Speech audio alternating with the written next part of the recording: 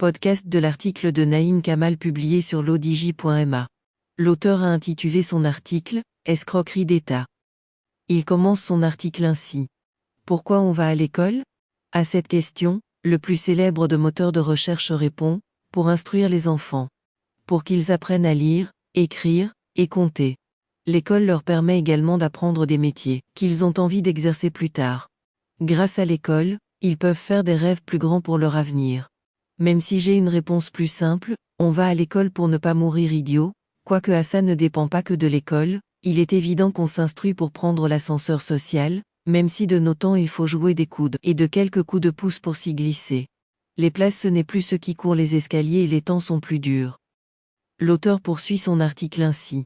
Un vrai faux master. On va donc à l'école, puis au collège, ensuite au lycée si entre-temps on n'a pas rejoint les contingents de la déperdition scolaire, et avec un peu de chance on se retrouve à la faculté.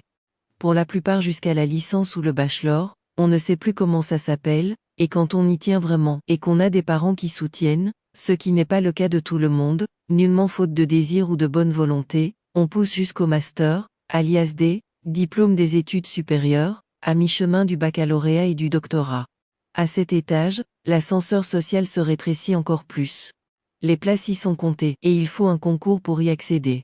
Si à l'examen, le prétendant n'a pas les aptitudes requises ou n'est pas dans son jour, il n'a plus qu'à aller pointer chez les chômeurs diplômés, sachant d'avance qu'il y croisera aussi des titulaires de masters et de doctorats. Mais si en dépit de cette voie sans issue, l'étudiant, ou ses parents, ou les trois ensemble, tiennent absolument à ce que sur son CV figure un master, l'université marocaine, dans son immense ingéniosité, a trouvé la solution, le master spécialisé d'université. C'est un master sans être un master. Un master qui n'est pas un faux master, sans avoir la qualité d'un vrai master. Un vrai faux master. Pour autant il ne faut pas le bouder. Car, s'il ne sert à rien pour accéder à un poste à une échelle équivalente dans la fonction publique, l'État, à en croire les recruteurs du service public, ne reconnaissant pas ce diplôme délivré par ses propres universités, il peut toujours se révéler utile, sait-on jamais, dans le secteur privé.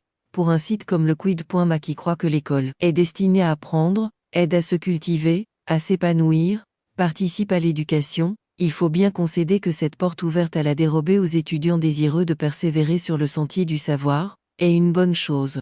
N'eût été un hic. Ou plutôt 3 hic, nom invariable signifiant selon Larousse de la question, difficulté essentielle. L'auteur précise ainsi, les finasseries de la loi. Le premier hic est la loi 0100 portant organisation de l'enseignement supérieur qui, si elle donne aux universités la possibilité d'instaurer des diplômes d'université dans le domaine de la formation initiale et dans celui de la formation continue, n'oblige pas l'État à les reconnaître comme équivalents aux diplômes dits nationaux, se contentant de stipuler que les diplômes accrédités peuvent être reconnus équivalents aux diplômes nationaux. C'est que la plupart, sinon toutes les administrations, par pouvoir discrétionnaire qui frôle l'arbitraire, n'actionnent pas. Et si nul n'est censé ignorer la loi, peu de parents font attention à cette rouerie de la loi. Le deuxième hic est qu'un diplôme délivré par une université d'État, que l'État n'est pas astreint de reconnaître, est de fait dévalorisé pour ne pas dire totalement démonétisé. Ce qu'il est dans les actes et les paroles quand un impétrant est candidat à un poste dans une administration publique. Le troisième hic est que les études pour ce master sont, elles, bien monnayées, l'étudiant devant débourser selon les facultés, d'après les informations que nous avons recueillies à Casablanca, Mohamedia et Kenitra, entre 6 000 DH et 14 000 DH le semestre à multiplier par 4. C'est une rente dont 70% vont à l'université haute et 30% aux enseignants, pour arrondir leur fin de mois. L'auteur conclut son article ainsi. On n'ose pas appeler ce système d'escroquerie d'État, escroquerie étant définie par les dictionnaires communs, tromperie consistant en l'obtention d'un bien ou la fourniture d'un service au moyen de l'usage d'un faux nom, d'une fausse qualité. Rédigé par Naïm Kamal et lu par l'intelligence artificielle de Lodigi Media.